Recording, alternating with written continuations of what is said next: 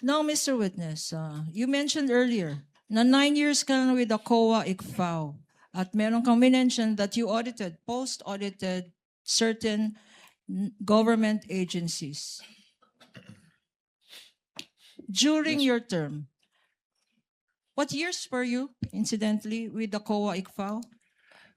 I was with the COA ICPAO po from September 2014 until February of 2024. Okay.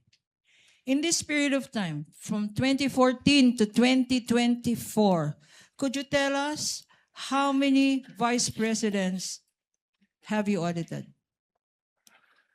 Ang tanging nung time lang po ni Vice Presidente Sara Duterte. But there were 3. Who were the vice presidents during this period?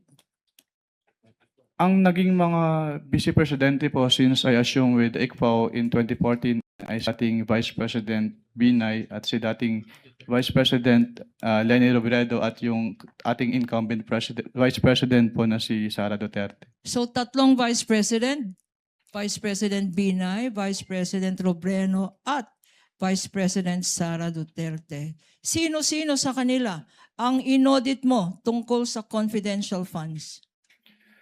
Ang buhat po nung nag-assume ako nung 2014, tanging si Vice Presidente Sara Duterte lang po yung aking na-audit na may Bakit, confidential fund. Bakit, Mr. Witness? Bakit Vice President Sara Duterte lang ang inaudit mo ng confidential funds? Dahil po, since nung nag-assume po ako ng 2014 sa ICPAO, wala pong naging appropriation for confidential funds si dating Vice President Binay at si dating Vice President Robredo. Tanging si Vice President Sara Duterte lang po yung nagkaroon ng appropriation for the confidential funds.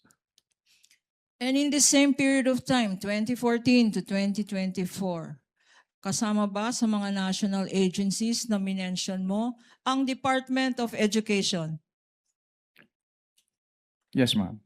And during this period, 2014 to 2024, sino-sino ang mga secretaries ng Department of Education? Sa pagkakaalala ko po, ang mga naging DepEd secretaries po ay dating Secretary Luistro, dating Secretary Briones at ang ating Vice Presidente in her concurrent capacity as the DepEd Secretary during that time po. At sino sa tatlong ito? Sino-sino sa mga secretary ng DepEd ang inaudit mo for confidential funds? Tanging si Vice Presidente Sara Duterte lang po as the DepEd Secretary. Bakit, Mr. Witness?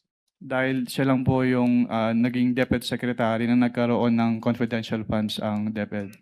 And could you tell us how much was the confidential funds of the Vice President that you said you audited? May I-clarify po kung anong office po yung tinutukoy niyo. Office of the Vice President. Sa Office of the Vice President po, ang kanilang naging confidential fund ay from the fourth quarter of 2022 until third quarter of 2023 ay 125 million pesos per quarter. So ang total po nun ay 500 million pesos.